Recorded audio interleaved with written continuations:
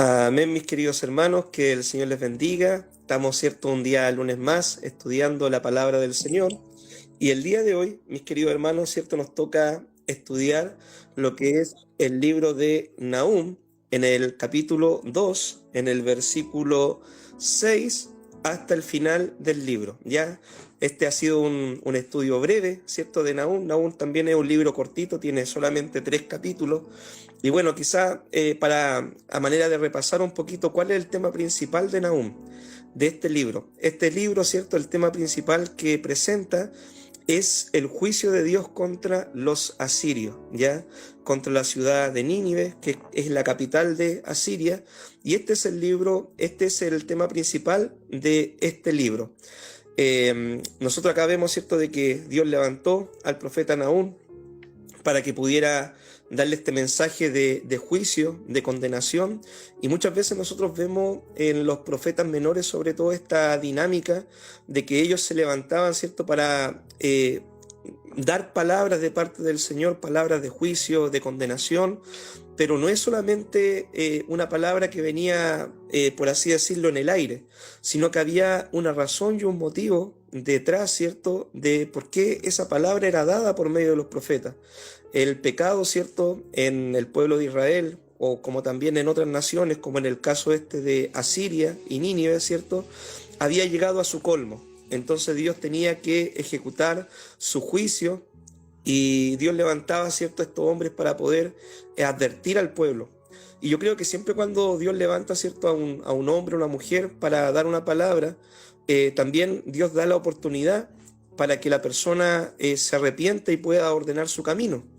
Es por lo menos lo que nosotros vemos, ¿cierto?, en el libro de Jonás, que Jonás, mucho tiempo antes que Nahum, había sido enviado a esta misma ciudad a poder dar un mensaje que si los ninivitas no se arrepentían, de aquí a 40 días la ciudad sería destruida. En ese tiempo ellos tomaron la palabra, se arrepintieron, ayunaron, dice la escritura, ¿cierto? Y finalmente Dios le muestra al profeta Jonás de que él tiene amor y misericordia hacia una gran ciudad que no sabe distinguir entre su mano derecha y su mano izquierda.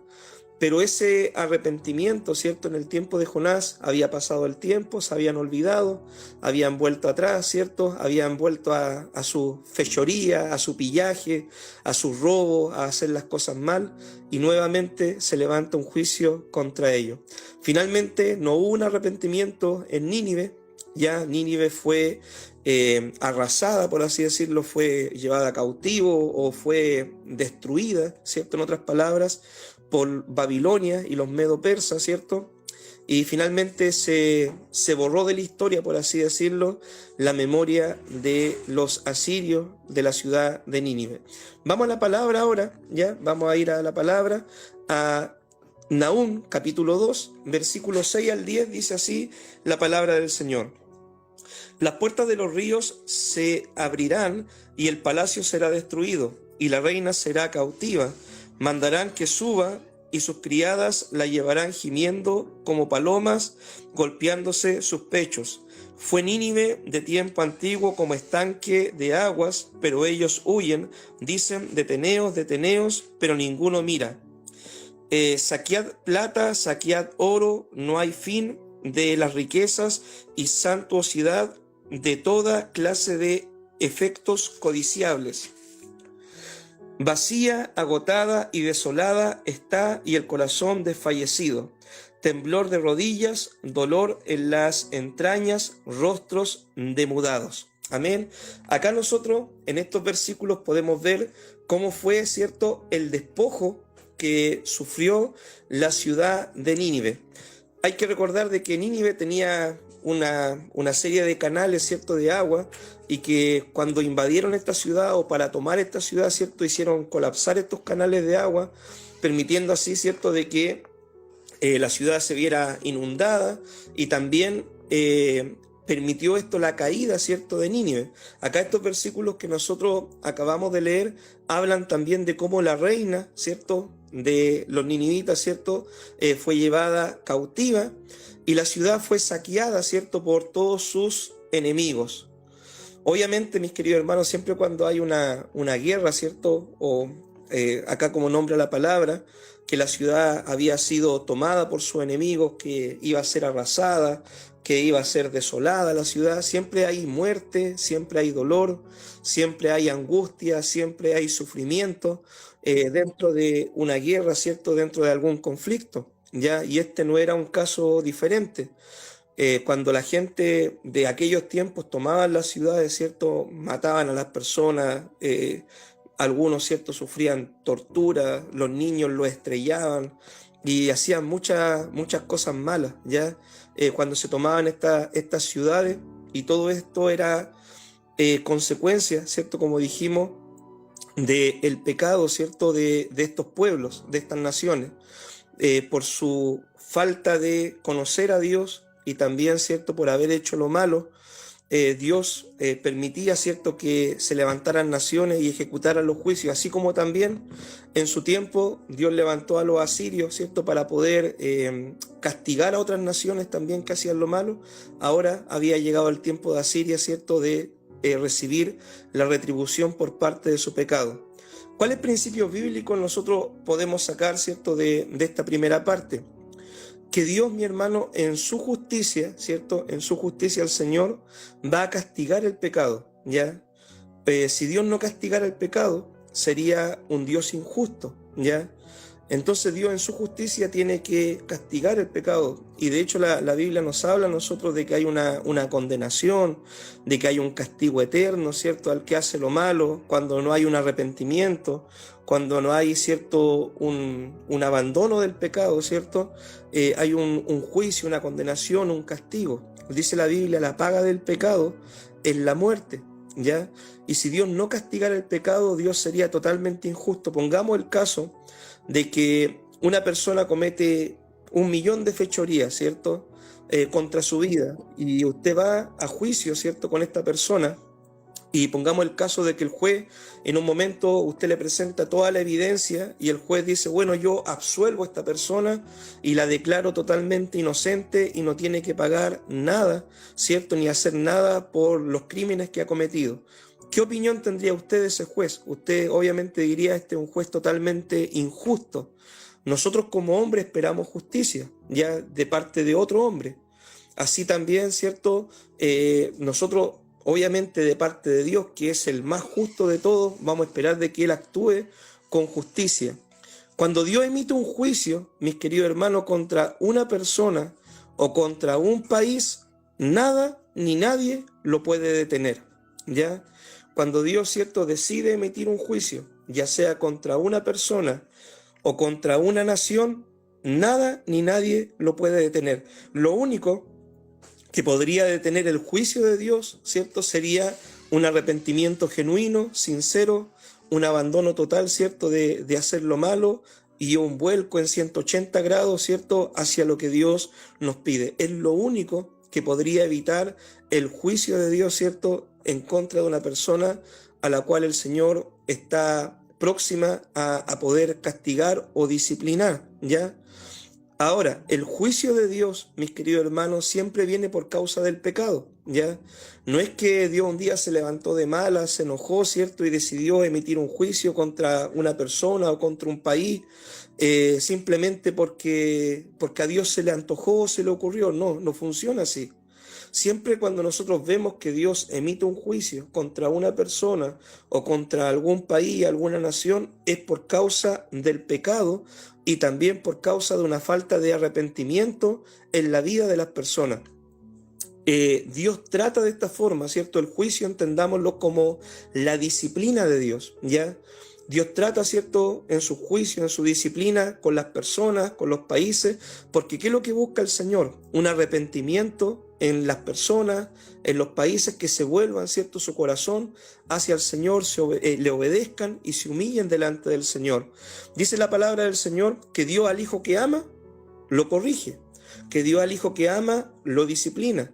Dice la palabra del Señor, cuánto más nosotros, ¿cierto?, siendo humanos, corregimos a nuestros hijos cuando ellos se portan mal porque queremos que ellos se enderecen y hagan bien las cosas, ¿cierto? Cuánto más Dios, ¿cierto?, que es el Padre de todos nosotros y es el Padre perfecto, cuánto más Él quiere que su creación y sus hijos, ¿cierto?, le obedezcan, vivan en santidad y hagan lo bueno.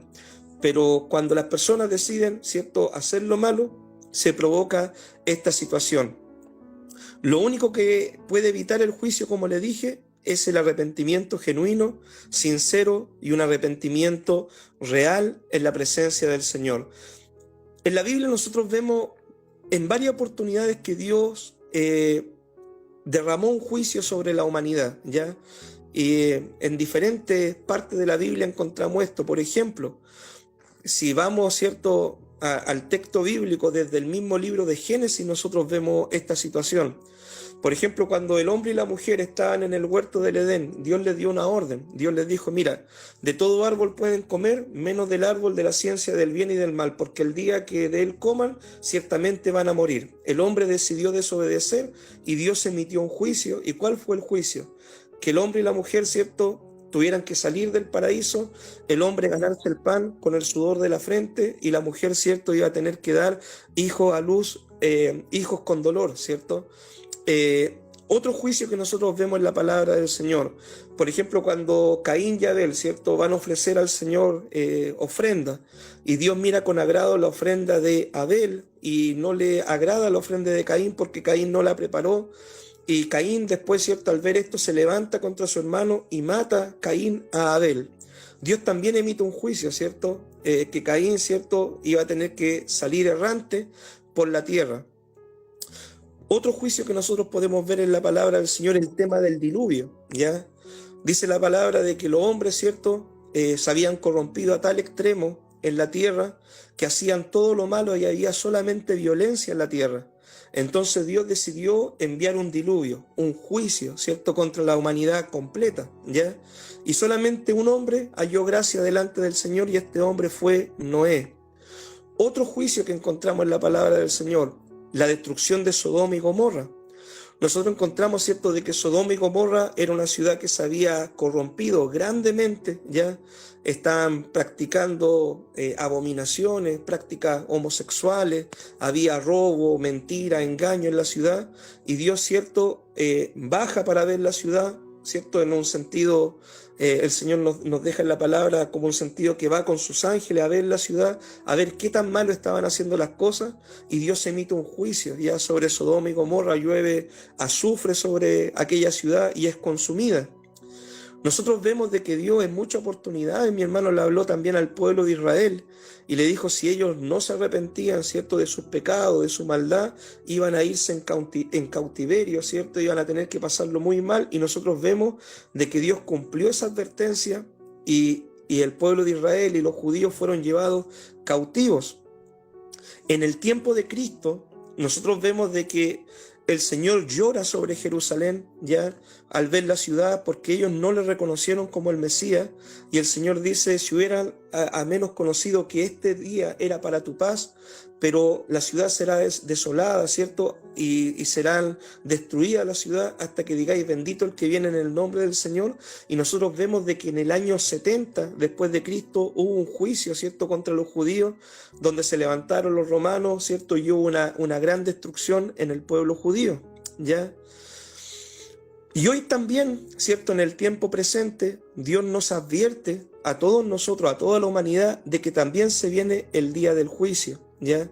Dice la palabra de que en el principio fue con agua y ahora viene con fuego, ¿ya? Y dice de que habrá un día del juicio donde Dios castigará, ¿cierto?, al pecador por sus pecados, por su falta de arrepentimiento, por las iniquidades que ha hecho, ya en la condenación eterna. Y ese es el juicio final, podríamos decir, donde un juicio que ya no va a haber más escapatoria, ni va a haber segunda oportunidad. Y por eso, mi hermano, nosotros frente a esta realidad, ya que Dios, por medio de su palabra, ¿cierto?, que es la profeta mayor, nos advierte a nosotros y nos dice, ¿cierto?, que debemos obedecer la palabra, que debemos estar a cuenta con Dios, que debemos tener comunión con Dios, que debemos ser hijos de Dios conforme a su voluntad, porque si no nos exponemos, ¿cierto?, a la condenación eterna. Es por esto que nosotros debemos prestar suma atención ya a lo que Dios nos demanda en su palabra, a lo que Dios nos enseña en su palabra, para poder así estar a cuentas con Dios. Para los hijos de Dios, va a haber un juicio.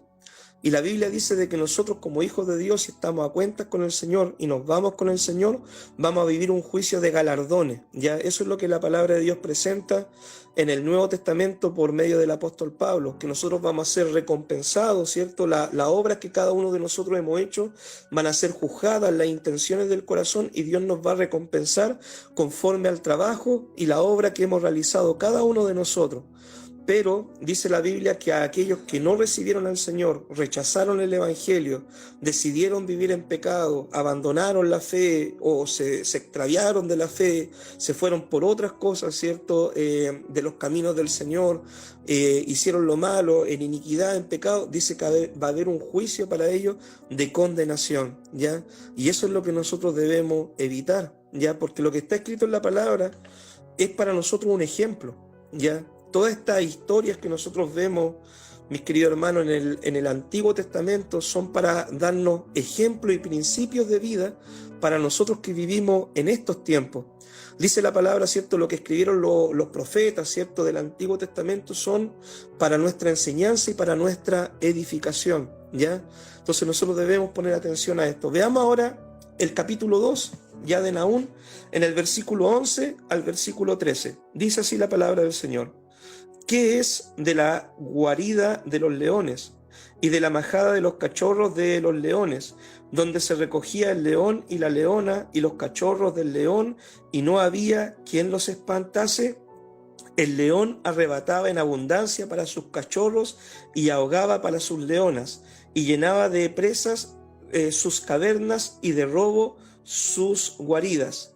Heme aquí contra ti, dice Jehová de los ejércitos. Encenderé y reduciré a humo tus carros, y espada devorará tus leoncillos, y cortaré de la tierra tu robo, y nunca más se oirá la voz de tus mensajeros. Amén. Acá nosotros podemos ver, ¿cierto?, de que los asirios, ¿ya?, son comparados ¿con qué?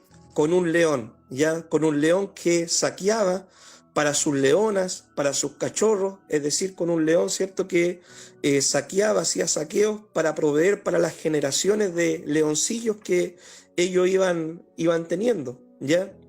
El león, ¿cierto?, muchas veces es conocido, ¿cierto?, como el rey de la selva, es como un animal imponente, ¿ya?, que se impone sobre los demás animales, y así se veía Asiria, ¿cierto?, como el león, como aquel que mandaba, como aquel que estaba a la cabeza, ¿cierto?, como aquel que nadie le podía hacer frente. Pero Dios declara, ¿cierto?, que sus robos habían ya llegado a su fin, ¿ya? Ya Asiria no iba a poder seguir saqueando otras naciones, no iba a poder seguir juntando los recursos de otras naciones, ¿cierto?, para su mantenimiento y el mantenimiento de sus generaciones, ya, porque debemos entender de que las ganancias que tenían los asirios, ¿cierto?, muchas veces provenían ¿de qué cosa? De las guerras que ellos hacían a otros pueblos, y donde tomaban a otras naciones, las saqueaban, llevaban cautiva a la gente, las llevaban de un país a otro, ¿cierto? Y así ellos se iban enriqueciendo en las conquistas que ellos hacían, ¿ya? Pero Dios dice de que ya eso iba a llegar a su fin, ya de que Asiria había llegado a su colmo y de que ya iba a llegar a su fin esa situación. ¿Cuál es el principio que nosotros podemos entender de esto? Que Asiria, ¿cierto?, se sentía fuerte, confiada, ¿cierto?, como un león, pero el juicio de Dios trajo el fin a ellos, ¿ya? Esta ciudad se creía fuerte, se creía confiada, que nunca iba a caer, que nadie se iba a levantar contra ellos, que nadie le iba a poder hacer mal, pero Dios trajo el juicio y trajo el fin, ¿cierto?, de esta ciudad, ¿cierto?, de Nínive, de los asirios. De la misma forma, ya muchas personas hoy en día están confiadas, ¿cierto?, en su riqueza, están confiadas en que tienen salud, están confiadas en que tienen habilidad quizás para hacer negocios, están confiados hasta algunos, ¿cierto?, en las pillerías o en las trampas o en la astucia que ellos pueden tener muchas veces para poder tener recursos, salir adelante en la vida, para que nada les falte, para que les vaya bien, ¿cierto?, para tener más que los demás, y piensan, ¿cierto?, de que Dios nunca los va a juzgar, o que nada los va a tirar a tierra, y que siempre van a poder mantenerse en pie, ¿cierto? Que siempre van a poder estar en pie. Pero el día que Dios juzgue, ¿cierto?, todas las cosas, los secretos de los hombres, las intenciones del corazón, las obras que hemos realizado, ciertamente ese día, ¿cierto?, más vale estar preparado y apercibido, ¿cierto?, para poder estar delante del Señor. El juicio de Dios, mi querido hermano, no es como el juicio de los hombres. El juicio de Dios es total y completamente perfecto. Nosotros, mi hermano, ¿cuánto nos indignamos muchas veces, ¿cierto?, cuando vemos los tribunales humanos, ¿cierto? Y hay un juicio, ya vemos que hay un juicio y, por ejemplo, vemos a la gente pobre, ¿cierto? A la gente que no tiene recursos o la gente que desconoce las leyes, que por errores, faltas, ¿cierto?, que ellos cometieron, le dan muchos años de cárcel, ¿ya? Vemos a otros, ¿cierto?, que muchas veces son pecados, ¿cierto?, o son robos, o son pillerías de terno y corbata, ¿cierto?, que a ellos, como conocen las leyes, o como tienen buenos abogados, ¿cierto?, ciertamente el juicio es muy breve, o de repente hasta están pagando con clases de ética, clases de moral, con ayudas sociales, ¿cierto?, y así ellos libran de los juicios, porque el juicio humano, ¿ya?, el juicio humano no es justo siempre, ¿ya? El juicio humano, muchas veces el hombre juzga, ¿cierto?, de acuerdo a la condición económica que tiene el hombre, de acuerdo a las posibilidades que le pueda dar una coima a la persona, de acuerdo, ¿cierto?, a quién es la persona, el juicio humano. Pero el juicio de Dios es totalmente diferente. El juicio de Dios no hace acepción de persona, ¿ya? El juicio de Dios es un juicio perfecto, ¿ya? Y el juicio de Dios se diferencia en esto al juicio que tenemos nosotros los seres humanos en este tiempo. En esta vida, mis queridos hermanos, nosotros muchas veces vamos a ver injusticia y eso nosotros debemos entenderlo, ¿ya?, y darlo por hecho, porque en el tiempo presente nosotros sabemos que el que gobierna el mundo y el que gobierna en la vida de las personas que no conocen a Dios es el enemigo. Y nosotros vemos que el sistema, ¿cierto?, judicial o el sistema de la vida que tiene el mundo es un sistema de pecado, de injusticia, de corrupción, y esto a nosotros no debería quizás asombrarnos en demasía, ¿cierto?, conociendo de que las personas que no conocen a Dios obviamente no van a vivir bajo la voluntad del Señor, ¿ya? Pero nosotros, ¿cierto?, veremos, ¿cierto?, un día que los malos no se saldrán con la suya, ¿ya? En esta vida presente, nosotros quizás podemos ver de que la gente, por hacer sus fechorías, sus pillerías, ¿cierto?, les puede ir bien, les puede ir hasta mejor que nosotros, y quizás aún aparentemente podemos ver de que las personas en vida, ¿cierto?, nunca sufrieron dolores, ni penas, ni tristeza, y murieron, ¿cierto?, y pasaron una vida, ¿cierto?, sin dolores. Pero esto es precisamente lo que la Biblia, ¿cierto?, a nosotros como cristianos, como hijos del Señor, nos llama a poder cuidar nuestro corazón, ¿ya? Dice la Biblia que un día el profeta, ¿cierto?, Asaf, fue al templo a adorar, y el profeta se preguntaba y decía: Señor, ¿por qué? Si yo te sirvo, si yo te amo, si yo quiero hacer bien las cosas, si yo estoy sirviéndote como sacerdote, como levita, ¿por qué, Señor, a mí me pasa esto, ¿cierto?, y los malos prosperan, ¿ya? Y yo creo de que esa es una pregunta que todos en algún tiempo nosotros nos hemos hecho, ¿cierto? Señor, ¿por qué si yo te estoy sirviendo me cuesta tanto? ¿Por qué, Señor, si yo te sirvo muchas veces, ¿cierto?, quizás no tengo la mejor economía, no tengo la mejor salud, no tengo el mejor trabajo, ¿cierto?, no tengo las mejores oportunidades para salir adelante en la vida? ¿Por qué, Señor? Y hay otra gente que haciendo lo malo le va súper bien, viento en popa, y le va de bien en mejor, ¿ya? Pero lo que la Biblia nos manda a nosotros es que no pongamos la mirada en las cosas presentes, ¿ya?, sino que pongamos la mirada en lo eterno. Dice la Biblia de que el profeta Asaf, ¿cierto?, cuando después de estar meditando en eso, entró en el templo del Señor y dice: Señor, ahora me doy cuenta de cuál es el fin de ellos. Tú los has puesto, ¿cierto?, en deslizadero. Ellos van camino al infierno, a la condenación eterna. Tú los has puesto, ¿cierto?, se han engordado, se han enriquecido, pero ellos tendrán en su día, ¿cierto?, tendrán la paga de su maldad. En cambio, los justos, ¿cierto?, cantarán con regocijo, florecerán, ¿cierto?, como las palmeras, y los justos, como dice también el profeta Malaquías, ¿cierto?, saltaremos como becerro en la manada. Y esa es la mirada que nosotros debemos tener, mis queridos hermanos, ¿ya? Quizás en esta vida, ¿cierto? Vamos a ver mucha injusticia, quizás van hasta cometer injusticia contra nosotros, pero nosotros debemos poner la mirada, ¿cierto?, en lo eterno y hacer bien las cosas, ya, vivir para Dios, vivir en santidad para Dios, consagrarnos para Dios, buscar la presencia de Dios. Si hay pecado, hermano, en nuestra vida, arrepentirnos de nuestros pecados, buscar la comunión con el Señor, confesar nuestros pecados. Si hay cosas, mi hermano, que nosotros tenemos que ordenar en nuestra vida, mientras tengamos vida, dice la palabra, hay esperanza, mi hermano, y debemos dar los pasos necesarios para ordenarnos delante del Señor, ¿ya? Porque después que uno muere, ¿ya?, uno, por más que te hagan una misa, que oren, que presenten una ofrenda por tu vida o que traten de hacer lo que sea, ¿cierto? Después de muerto ya no hay nada más que hacer, ¿ya? Y por eso es tan importante, mis queridos hermanos, que ahora que tenemos vida y tenemos la oportunidad de estar reconciliados con Dios y de hacer bien las cosas, podamos tomar esta oportunidad y demos los pasos necesarios para poder ordenarnos con el Señor, ¿ya? En muchos lugares, en muchas iglesias, ¿cierto? Lamentablemente a las personas le enseñan cómo tener un mejor vivir ahora, en el presente, ¿ya? Cómo poder que ahora te vaya bien en tu economía, cómo que ahora te vaya bien, ¿cierto?, en tu vida material, cómo tener ahora, ¿cierto?, cómo lograr ahora tus logros materiales, tu casa, tu auto y todo. Y en muchos lugares, ¿cierto?, se está predicando un evangelio del ahora, del reino ahora, ¿ya? Así se conoce esa teología, el reino ahora. Pero lamentablemente no se está hablando del reino que viene y del reino que es eterno. Entonces hay muchos cristianos, ¿cierto?, que están más preocupados, mi hermano, de tener su casa propia, a de dónde van a pasar su eternidad y si van a entrar realmente en aquellas moradas eternas que tiene el Señor preparadas para nosotros.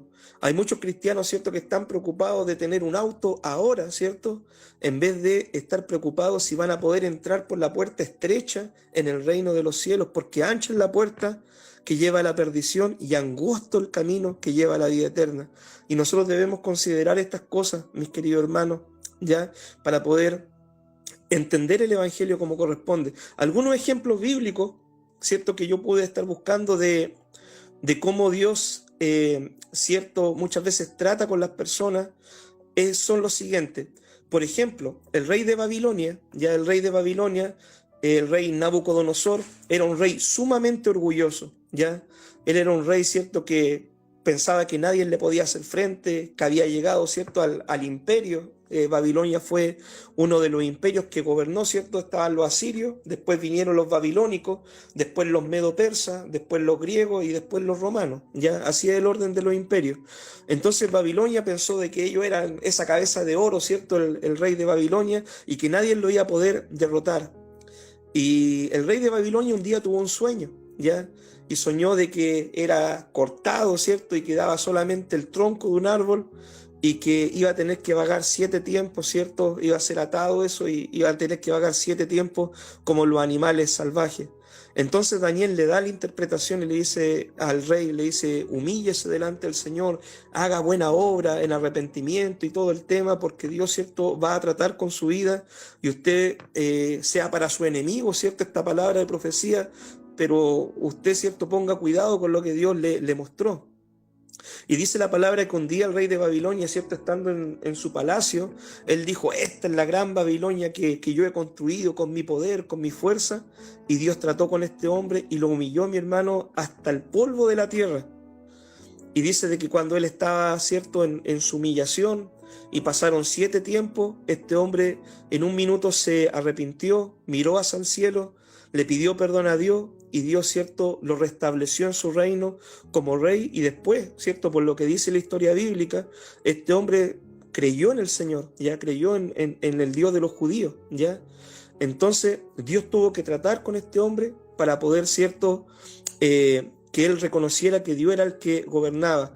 Otras personas con las cuales Dios ha tratado, por ejemplo, la Biblia nos enseña, ¿cierto?, de un hombre que dice que había construido graneros, ¿cierto?, y tenía acumulado riqueza y todo para el tiempo presente, ¿cierto?, y quería hacer graneros más grandes todavía porque no le alcanzaban todas las cosechas que tenía. Pero, ¿cierto?, Dios emite una palabra de juicio contra su vida y le dice, hoy vienen a pedirte tu alma, y lo que tú tienes, ¿para quién será? Y así es como pasa en la vida de muchas personas que se preocupan en lo material, en lo ahora, y no se preocupan, ¿cierto?, de dónde va a estar su alma en lo eterno. Otra palabra de juicio que nosotros encontramos en la Biblia, ¿cierto? Es la iglesia de la Odisea, ¿ya? La iglesia de la Odisea dice era una iglesia próspera, bendecida, ¿cierto? Dice, yo no tengo necesidad de nada, soy rico, me he enriquecido, ¿cierto? Ellos se vestían con las mejores ropas, tenían colirio, ¿cierto?, para su ojo, creían que estaban súper bien. Pero ¿qué es lo que le dice el Señor, cierto? Eres desventurado, ciego, miserable, pobre, estás desnudo, ¿cierto? Arrepiéntete, ¿ya? O si no, ¿cierto? Tu lámpara se va a apagar. Entonces nosotros siempre vemos de que Dios trata con el hombre, con la mujer, para poder llevarlo, ¿cierto?, a un arrepentimiento y a una relación correcta con el Señor, ¿ya? Y de repente, ¿cierto?, cuando vemos los profetas menores, sobre todo, nosotros vemos harto estas situaciones que Dios juzga, que Dios levanta hombres para poder confrontar al pueblo de una forma dura, hermano, ya de una forma dura, así con palabras sumamente fuertes, pero Dios de una u otra forma tiene que llamar la atención de la gente y provocar en ellos, ¿cierto?, un cambio, un arrepentimiento. Veamos ahora el capítulo 3, ¿ya?, de Nahum. Dice así: «Ay de ti, ciudad sanguinaria, llena de mentira y de rapiña, sin apartarte del pillaje, chasquido de látigo y fragor de ruedas, caballo atropellador y carro que salta, jinete enhiesto y resplandor de espada y resplandor de lanza y multitud de muertos y multitud de cadáveres, cadáveres sin fin, y en sus cadáveres tropezarán, a causa de la multitud de las fornicaciones de la ramera de la hermosa gracia, maestra en hechizos, que seduce a las naciones con sus fornicaciones y a los pueblos con sus hechizos. Heme aquí contra ti, dice Jehová de los ejércitos, y descubriré tus faldas en tu rostro, y mostraré a las naciones tu desnudez y a los reinos tu vergüenza, y echaré sobre ti inmundicias, y te afrentaré y te pondré como estiércol. Todos los que te vieren se apartarán de ti y dirán: Nínive es asolada. ¿Quién se compadecerá de ella? ¿Dónde te buscaré consoladores? ¿Eres tú mejor que Tebas, que estaba sentada junto al Nilo, rodeada de aguas, cuyo baluarte era el mar, y aguas por muro? Etiopía era su fortaleza, también Egipto, y eso sin límite. Fut y Libia fueron sus ayudadores. Sin embargo, ella fue llevada a cautiverio, también sus pequeños fueron estrellados en las encrucijadas de todas las calles, y sobre sus varones echaron suertes, y todos sus grandes fueron aprisionados con grillo. Tú también serás embriagada y serás encerrada, y tú también buscarás refugio a causa del enemigo. Todas tus fortalezas serán cual higuera con brevas, que si las sacuden caen en la boca del que las ha de comer. He aquí tu pueblo será como mujeres en medio de ti. Tus puertas de tu ciudad se abrirán de par en par para a tus enemigos. Fuego consumirá tus cerrojos. Provéete de agua para el asedio. Refuerza tus fortalezas. Entra en el lodo, pisa el barro, refuerza el horno. Allí te consumirá el fuego, te talará la espada, te devorará como pulgón. Multiplícate como langosta, multiplícate como el langostón. Multiplicaste tu mercadería más que las estrellas del cielo. La langosta hizo presa y voló, y tus príncipes serán como langostas, y tus grandes como nubes de langostas que se sientan envallados en día frío. Salido el sol se van, y no conocen el lugar donde están. Durmieron tus pastores, oh rey de Asiria, reposaron tus valientes, tu pueblo se derramó por los montes y no hay quien lo junte. No hay medicina para tu quebradura, tu herida es incurable. Todos los que oigan tu fama batirán las manos sobre ti, porque sobre quién no pasó continuamente tu maldad. Acá nosotros, ¿cierto?, podemos ver las consecuencias del pecado del imperio de Asiria.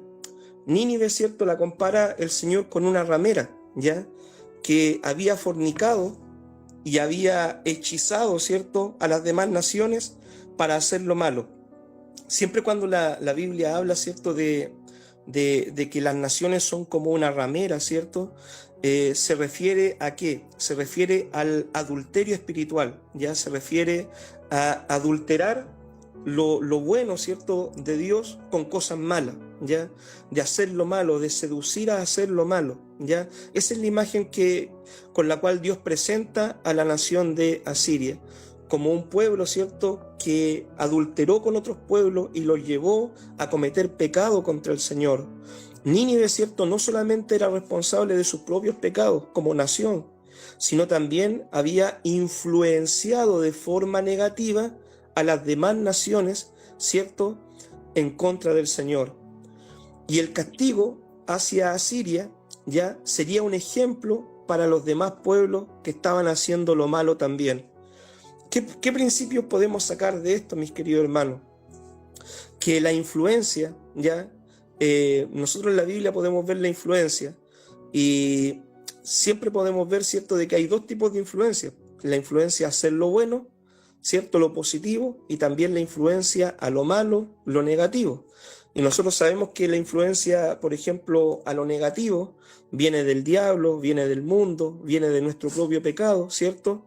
Y el problema es cuando esta influencia negativa muchas veces quieren entrar en la iglesia, ¿cierto?, o quieren influenciar a los cristianos para que la gente cristiana se comporte igual que las personas del mundo haciendo lo malo.